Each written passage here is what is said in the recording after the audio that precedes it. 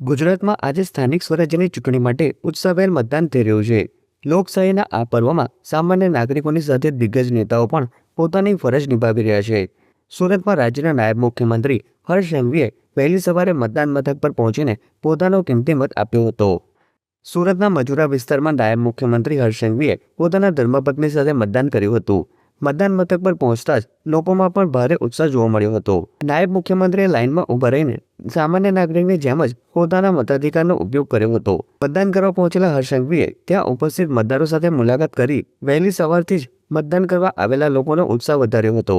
તેમણે મતદાન કર્યા બાદ પોતાની આંગળી પર લાગેલી શાહી બતાવીને ગર્વ સાથે લોકશાહીના પર્વની ઉજવણી કરી હતી. મીડિયા સાથે વાતચીત કરતા નાયબ મુખ્યમંત્રીએ વિરોધીઓ પર આકરા પ્રહાર કર્યા હતા.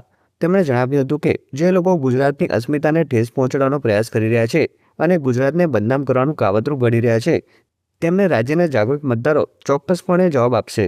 હર્ષ સંઘવીએ સુરત સહિત સમગ્ર ગુજરાતની જનતાને વધુમાં વધુ સંખ્યામાં મતદાન કરવા અને લોકશાહીને મજબૂત કરવા અપીલ કરી છે.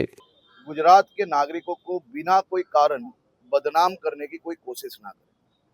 देखिए, विपक्षियों ने जितने भी नए खेल या फरेबी चीजें लोगों को भड़काने के लिए किया गया है, वो सभी में वो पकड़े भी गए हैं। चाहे ऊना हो, चाहे छोटे छोटे ग्रुप में मुस्लिम समाज के लोगों को भड़काने के लिए जो प्रयास किया था वो भी लोगों के सामने आया है। चाहे ऊना का कांड हो वो भी आया है। चारों ओर किस प्रकार से पैसे दिए जा रहे हैं वो भी लोगों के सामने आया है। यही है और आप जनता यही यही उनकी राजनीति है।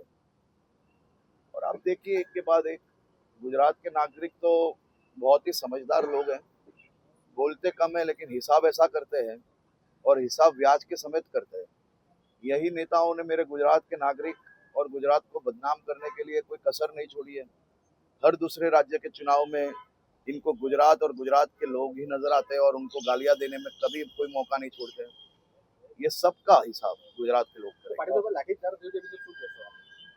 તો એ બાબતની તપાસ ચાલે છે અને એ તપાસનો રિપોર્ટ આવશે અને સમાજના બધા જ અગ્રણીઓને બધી જ માહિતી છે અને બધા જ લોકો જોડે મારી બેઠક બી થઈ છે કાલે અને સાચી હકીકતો શું છે એની ઇન્ક્વાયરી બી અમે આપી છે અને સાચી હકીકતો ઘણી બધી બહાર બી આવી છે, એની બી તપાસ થઈ રહી છે.